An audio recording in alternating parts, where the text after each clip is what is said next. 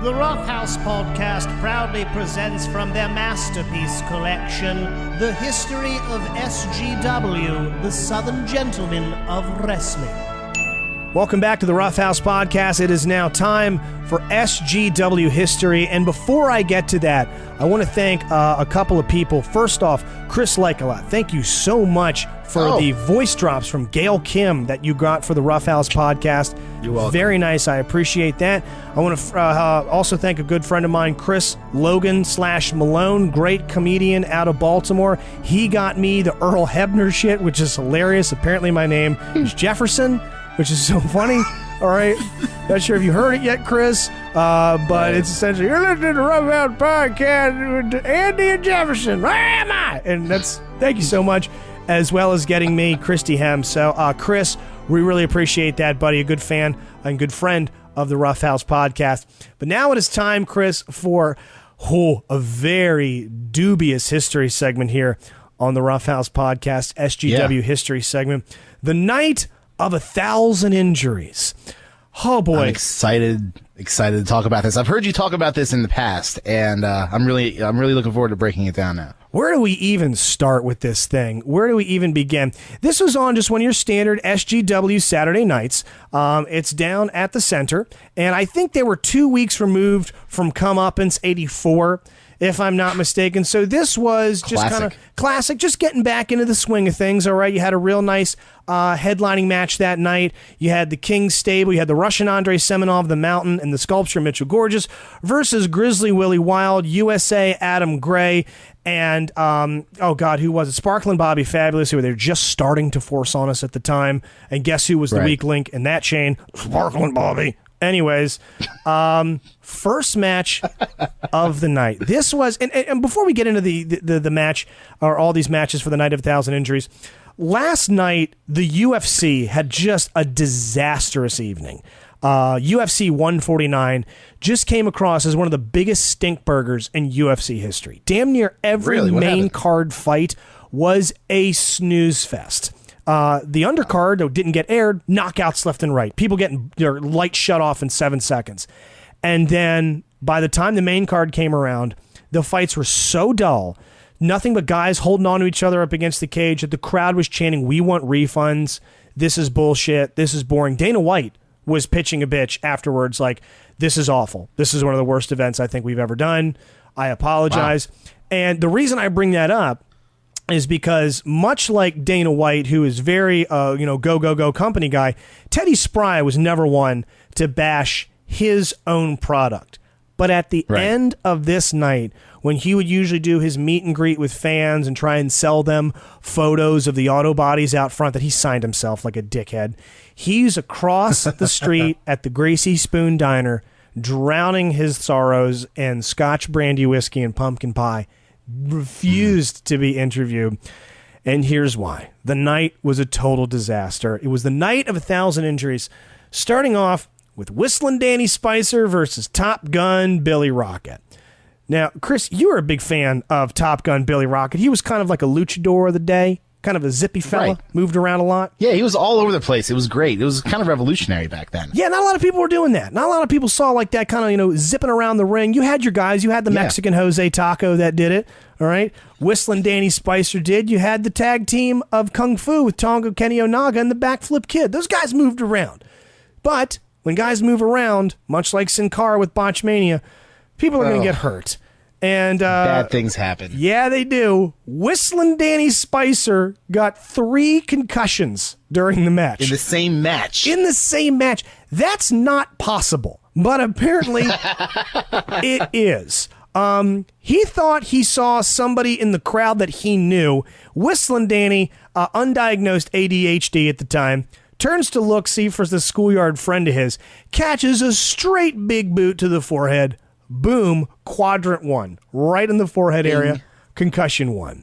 And Chris, how did Whistlin' Danny get his second concussion? This was funny.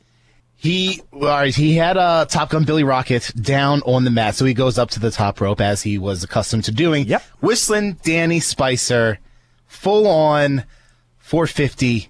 It was about 425. Yes, didn't quite make it all the way around. Oh my God. But people were like, what is he doing up there? Because he would go for a big splash.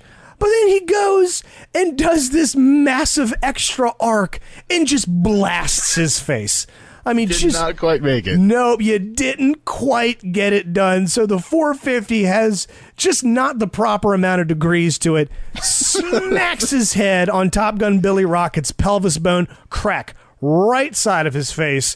All of a sudden, that quadrant is now gone. So the frontal part of his skull, right part of his skull, completely shattered. His eyes are pointing in two separate directions at this point. Okay. He's a mess. So he goes outside, grabs a chair, Whistling Danny Spicer in his fog, very reminiscent of when Brock Lesnar botched the shooting star press on Angle.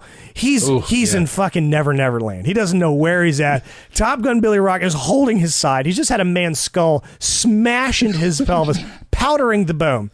And Top Gun grabs himself. He grabs himself a chair, comes back inside, and just starts swinging for the fences. And these guys kind of pull it a little bit, but he actually swung and cracked Top Gun Billy Rocket in the head so hard that the chair bounced back and hit him in the head. So it was this double donk hit both of them. It was crazy. It was crazy. Oh, God. Top Gun Billy Rocket gets up. People think he's hulking up, like, oh, no, you didn't. Turns out, Whistling Danny hit him so hard he's having a seizure. He's actually having a full-blown medical seizure. And he's gritting his teeth because that's what people do when they have seizures, and his teeth are shattering, and he's spitting froth out of his mouth. And did he bite off part of his tongue? A chunk of it. A massive chunk of his tongue gone. Spit it into the crowd. Fun little piece of Mento for a lucky young man in the front row. And people were like, oh, man, Top Gun Billy Rocket's turning heel. Look at him turning heel. He's all pissed off because that time he didn't show any anger if you were a face. And no, he was just having a seizure. So Whistling Danny Spicer falls over, passes out. Top Gun Billy Rocket begins to grit and hulk up. Only problem is the gritting and hulking up portion lasts about 12 minutes and he never does anything until he falls over, slight trickle of blood out of his ear, fade to black. Oh shit, this ended badly. All right. So he landed on Whistling Danny Spicer though for the pin, didn't he? Yeah, he landed on him, but like they didn't even count it because at this point, I mean, they just land on top of him. So some people thought like, oh man, these two, these guys have a mutual respect for each other, the way Punk and Cena might these days, or Punk and Bryan. They thought like, oh man, we got a new feud here. No, they were both well on their way to dying. And SGW, what SGW does, they just basically fade out and head to commercial. So they're like, all right, well, we got that out of our system. Next match on the lineup, a couple of young guns straight out of the SGW wagon yard.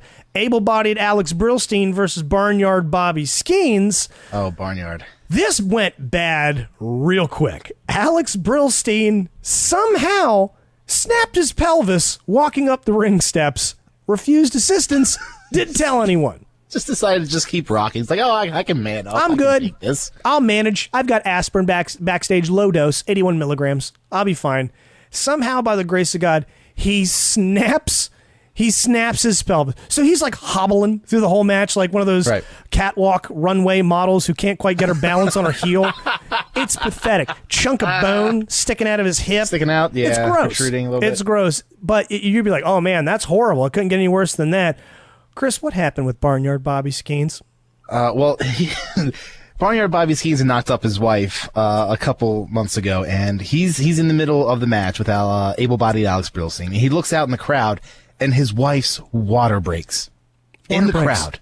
Water breaks. In the middle of his match. So he rushes out to help her, obviously, but he's not paying attention where he's going. He slips and knocks out most of his teeth on a damn guardrail. Blows out the entire front row of his teeth. Barnyard Bobby Skeens shattered his entire row of teeth. Millions of pieces. Slipping in his wife's down there. Basically, he cracks his teeth, falls over, passes out.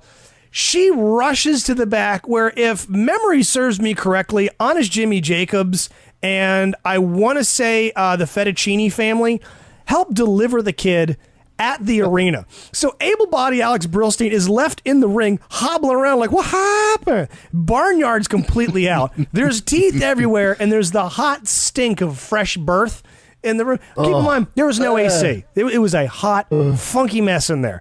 So that was crazy awkward. All right, we're now 0 for 2, but you're always going to get a good match out of the Colonel Sergeant Cannon versus Twirling Bob Earl. Oh, Twirling Bob. No, yes. you didn't. No, you didn't. And it's so funny we're talking about this because recently Rey Mysterio comes back, Chris. And what is Rey Mysterio's big pop move in the WWE?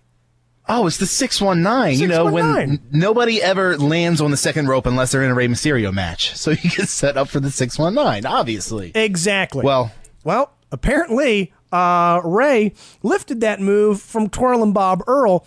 Because little known fact, yeah, Twirling Bob actually innovated the 619, or did he? Because he only tried one in this match. Right. He thought about it. He didn't quite pull it off very well. He dislocated both of his arms trying to attempt this 619. Blew him clean out the socket. He basically dove the way Rey Mysterio would. But I guess he just had two real weak shoulders, and instead of swinging back around, just kind of kept on going right out the ring. With two they have different builds, too. Yeah, two way different builds. I mean, Twirling Bob, he was a smaller guy, but not Rey Mysterio tiny. Kind of bottom heavy, big gut, fat ass, thick calves, kind of small on top. He blew both his arms out, falls clean out of the ring. I mean, he's kind of like Mo from Men on a Mission. Yeah, such a great way to describe him. He's like a big, dumb, white Mo. Just dumb as hell.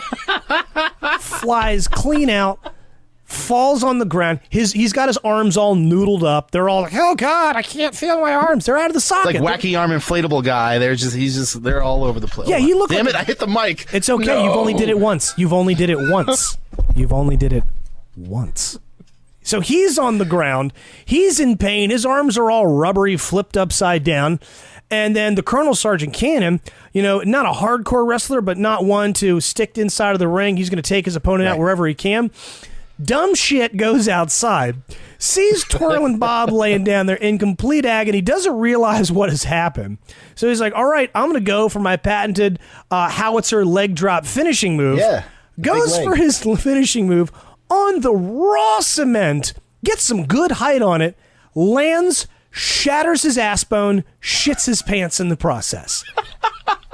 And when I say you add that smell on top of the birthing smell and just the regular sweaty dude smell happening in that arena that night, I can't even imagine how bad it was. It smelled horrific in there. You've got the Colonel Sergeant Cannon shitting his pants. You got Skeens' wife farting out some kids. All right, you've got Top Gun Billy Rocket bleeding out of his ears while he's frothingly spitting all over the apron because he's having a seizure from taking a stiff chair shot to the head. Whistling Danny might be dead, for all we know. He's got 3 concussions. All right, Twirling Bob's arms both are out the socket. Alex Brillstein, to this day, no one knows how he shattered his pelvis, walking up the ring steps. But then in the back, goddamn, a cherry on this shit Sunday. Oh, this is just tragic. The Duchess Kimberly Bigglesworth, God rest her soul, it went through a lot of stuff. At the time, was managing the Royal Knights, and she was a real nervous Nelly. A lot of people that are in SGW knew that she couldn't do her promos, her pre-recorded promos in front of people. Said it make her nervous. Said it kind of freaked her out a little bit. She'd pee a little if people were watching her. So they would set up a camera. They'd show her how to record herself, and she'd walk back and record her stuff, and she'd take a tape out, she'd hand it off to whoever the production assistant was, and they'd air it on the next episode. So in this one, she was getting ready to record a promo about how the Royal Knights were out training, and in the meanwhile, she was scouting out their competition, who at the time, they were going to start going into a feud with the Burglars, and a half-ton lighting rig falls on her, shattering both her legs. Tragic. She wasn't 12 seconds into the promo. You know what? She was kind of frail to start out with, too. I've got some audio of that. Hold on. Wow. Here's never before it aired. This is really tragic. It's not funny. Just this is a one half-ton lighting rig falling on the Duchess Kimberly Bigglesworth. That Bow down before the Duchess, you peasants, and hear my decree. The royal knights. Oh God, oh God. I don't mean to laugh. I shouldn't laugh. Not funny. She broke her legs.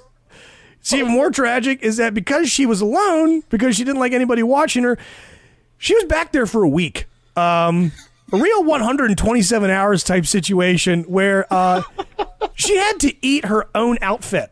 She had this lacy, dainty little princess outfit. She basically ate it for a week, just strip by strip, thread by thread. When they finally found her, I do believe it was the lawman Luther Smith who went back and found her and didn't help the situation by yelling, "Hey guys, the Duchess is in here naked." And then everyone came in, got a real good peek at this emaciated, nude, disheveled Kimberly Bigglesworth.